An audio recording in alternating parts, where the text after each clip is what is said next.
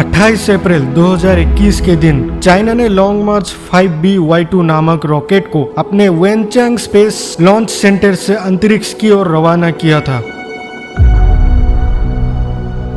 इस रॉकेट में एक कोर है, यानी एक मॉड्यूल है, जिसके बारे में मैं आपको आगे बताऊंगा पूरी डिटेल्स के साथ। तो इस रॉकेट का वजन 21 टन है, यानी 21,000 किलोग्राम है और इसकी चौड़ाई है 16 फीट और लंबाई है 98 फीट। तो अब जानकारी मिली है कि चाइना ने इस रॉकेट का कंट्रोल खो दिया है। इसकी जानकारी मैं आपको आगे दूंगा। पहले आपको ये बता दूं कि मॉड्यूल्स का मतलब होता क्या है। मॉड्यूल एक एंटिटी है जिसे रॉकेट्स की मदद से स्पेस में ले जाया जाता है और इसी मॉड्यूल से एक स्पेस स्टेशन का निर्माण होता है या फिर एक स्पेस स्टेशन का डेवलपमेंट होता है। पर हाँ, अगर स्पेस स्टेशन ऑलरेडी है तब भी स्पेस स्टेशन में रॉकेट के सहारे मॉड्यूल्स को पहुंचाकर स्पेस स्टेशन से जोड़ा जा सकता है। आपने देखा होगा पजल गेम्स में जैसे एक एक एलिमेंट्स को जोड़ा जाता है, ठीक वैसे एक एक मॉड्यूल के बदौलत एक बड़ा स्पेस स्टेशन को कंस्ट्रक्ट किया जाता है। उदाहरण के लिए जैसे ISS यानी इंटरनेशनल स्पेस स्टेशन, इसमें आप देख सकते हैं कि ये सब एक एक मॉड्यूल है जो ISS से जुड़े हुए हैं। आपको बता दूं कि स्पेस स्टेशन एस्ट्रोनॉट्स का घर, ऑफिस, लेबोरेटरी सब कुछ है। पृथ्वी से जब एस्ट्रोनॉट स्पेस में जाते हैं तो ये लोग स्पेस स्टेशन में अपने दिन गुजारते हैं, रिसर्च का काम यहीं से करते हैं, यहीं से स्पेस वॉक भी करते हैं। तो अब हम अपने विषय पर फिर से आते हैं। लॉन्ग मार्च 5B-Y2 रॉकेट ने एक कोर मॉड्यूल को पृथ्वी की ऑर्बिट पर छोड़ आया और उस मॉड्यूल का नाम है टियानहे। ये एक चाइनीज नाम है, इसका मतलब हेवनली पैलेस। यही है चाइना का सबसे बड़ा फ्यूचर प्लान जो आपको चंद मिनटों के बाद पता चलेगा। इस मॉड्यूल को छोड़ने के बाद टेक्निकल एरर के चलते चाइना ने रॉकेट से संपर्क खो दिया है। अब जटिल परिस्थिति यह है कि यह रॉकेट किस देश की जमीन पर या किसी सागर में गिरेगा ये पता लगाना काफी मुश्किल है। फिलहाल यह रॉकेट लो ऑर्बिट में पृथ्वी के चारों तरफ चक्कर लगा रहा है। इसकी गति है 25,490 किलोमीटर प्रति घंटा, जो अभी पृथ्वी से 150 से 200 किलोमीटर के बीच की ऊंचाई में पृथ्वी के चारों तरफ चक्कर लगा रहा है। ये मौजूदा समय का डेटा है। जब तक ये वीडियो आएगा शायद रॉकेट लैंड कर चुकी होगी। भगवान करिए किसी इंसानी इलाके पर ना गिरे। बट आपको इस वीडियो में चाइना के फ्यूचर स्पेस प्लान के बारे में जरूरी इंफॉर्मेशन मिलेगी, इसलिए वीडियो को एंड तक जरूर देखिएगा।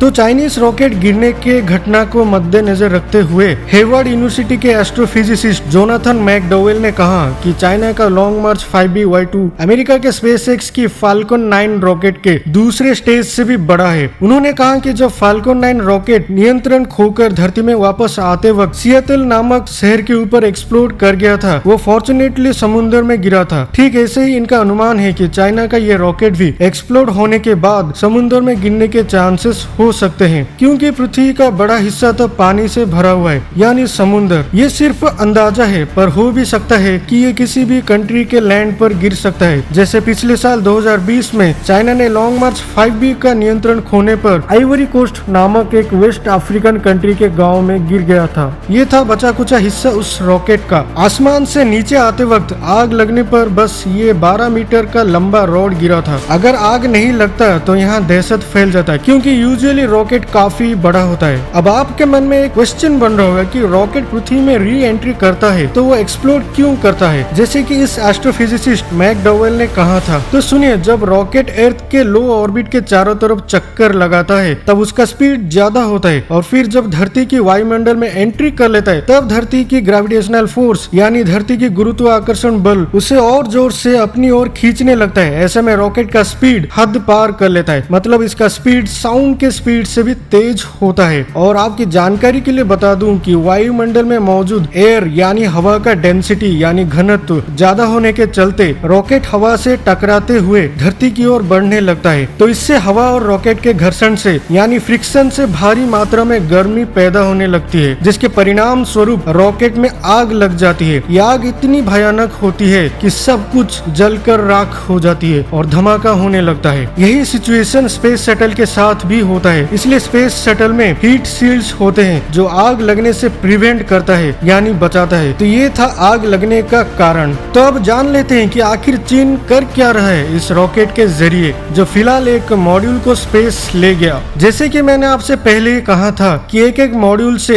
एक संपूर्ण स्पेस स्टेशन को बनाया जाता है। चाइना भी ठीक इस काम को अंजाम देने में कड़ी कसरत कर रहा है। आपकी जानकारी के लिए बता दूं कि चाइना को ISS में अलाउड नहीं है, इसलिए चाइना भी जिद पर अड़ा रहा और अपने स्पेस एक्सप्लोरेशन को बढ़ावा देने के लिए स्पेस स्टेशन को बिल्ड करना शुरू कर चुका है। चाइना अपने स्पेस स्टेशन का नाम टियानगोंग दिया है। ये अगले साल 2022 तक अपना स्पेस स्टेशन को कम्प्लीटली बिल्ड कर देगा, ऐसा चाइना का दावा है। चाइना का स्पेस स्टेशन का वजन लगभग 66 टन होगा और ये कम्प्लीटली तैयार होने के बाद देखने में ऐसा लगेगा। इसके डायमेंशंस की बात करें तो ये 16.6 मीटर लंबा और 4.2 मीटर चौड़ा होगा। जिस मॉड्यूल को अभी चाइना ने विवादित रॉकेट के थ्रू स्पेस में छोड़ा है उसका नाम है टियानेट। यह मॉड्यूल एक की कंपोनेंट है टियानगोंग स्पेस स्टेशन का, जो पावर और प्रोपल्शन को प्रोवाइड करेगा और इसमें एस्ट्रोनॉट्स के लिए रहने की व्यवस्था और लाइफ सपोर्ट टेक्नोलॉजीज भी मौजूद रहेंगी। तो चाइना अपने स्पेस स्टेशन को कम्प्लीटली बिल्ड करने के लिए ऐसे 10 और लॉन्चेस करने वाला है, जो अलग अलग नए मॉड्यूल्स को भेजेगा। तो ये है टियानगोंग स्पेस स्टेशन, जो 350 से 450 किलोमीटर के बीच की ऊंचाई पर धरती के चारों तरफ लोअर ऑर्बिट में रिवॉल्व करेगा। तो ये चाइना का फ्यूचर की बात है, पर मौजूदा समय में इंटरनेशनल स्पेस स्टेशन ही एक लौता स्पेस स्टेशन है जो स्पेस रिलेटेड कार्यों को निभाता है और अलग अलग देश के कोलैबोरेशन के अंडर ISS को बनाया गया, जिसमें अलग अलग देश के एस्ट्रोनॉट्स रहते हैं। रशिया, US, कनाडा, यूरोप और जापान इसके भागीदारी है। इन्हीं देशों के अपने मॉड्यूल्स जुड़े हुए हैं ISS के साथ। चाइना को ISS से ब्लॉक कर दिया गया है कुछ सिक्योरिटी रीजंस के लिए। अगर आप इंटरनेशनल स्पेस स्टेशन को अपने नेकेड आइज से देखना चाहते हैं तो इस वेबसाइट पर आप साइन अप कर सकते हैं। यह आपको सही समय बताएगा और आप प्रिपेयर रहना देखने के लिए one of the world's most expensive चीज यानी ISS को देखने के लिए।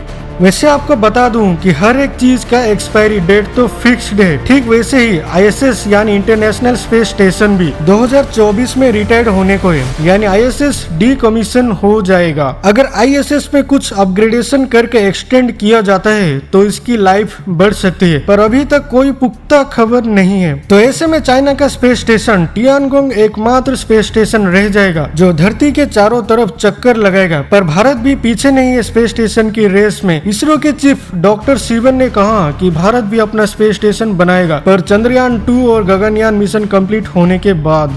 वैसे आपको पता है चाइना का स्पेस स्टेशन का वजन इंटरनेशनल स्पेस स्टेशन का 1/4 होगा, यानी ISS का वजन 450 टन से मतलब 4,50,000 किलोग्राम के करीब है, जबकि चाइना का टियानगोंग स्टेशन का वजन 70 टन के आसपास होगा, यानी 70,000 किलोग्राम के करीब होगा और ये अर्थ के लोअर ऑर्बिट में लगभग 10 से 15 साल तक ऑपरेट करेगा, ऐसा चाइना का दावा है। बट मौजूदा समय में इंटरनेशनल स्पेस स्टेशन ही एकमात्र स्पेस स्टेशन है जो 20 साल से ऑपरेट कर रहा है। ISS की शुरुआत 2000 में हुई और एस्ट्रोनॉट्स ISS में 2 नवंबर 2002 से रहना शुरू किए। इसमें एक इंटरेस्टिंग फैक्ट ये है कि 2 नवंबर 2002 से हर इंसान धरती पर नहीं है, क्योंकि पृथ्वी से अब कोई न कोई इंसान एस्ट्रोनॉट्स के रूप में अंतरिक्ष में अपना समय बिताते हैं। आपको ये भी बता दूं कि हर 6 महीने में एस्ट्रोनॉट्स बदलते हैं। इसमें एक और अमेजिंग फैक्ट ये है कि एस्ट्रोनॉट्स 16 बार सनराइज और सनसेट को देख पाते हैं, क्योंकि ISS सिर्फ 92 मिनट्स में एक चक्कर लगाता है, क्योंकि ISS 28,000 किलोमीटर प्रति घंटा पृथ्वी की चारों तरफ चक्कर काटता है। तो ये थे कुछ जरूरी इंफॉर्मेशन ISS के बारे में। तो एंड में मैं आपको बता दूं कि चाइना का मिशन स्पेस स्टेशन तक सीमित नहीं है, इसके इरादे और भी बड़े हैं, क्योंकि चाइना स्पेस स्टेशन बिल्ड करने के साथ साथ लूनर मिशन और मार्स मिशन को अंजाम देने के लिए रशिया के साथ एक कोलैबोरेशन कर लिया है।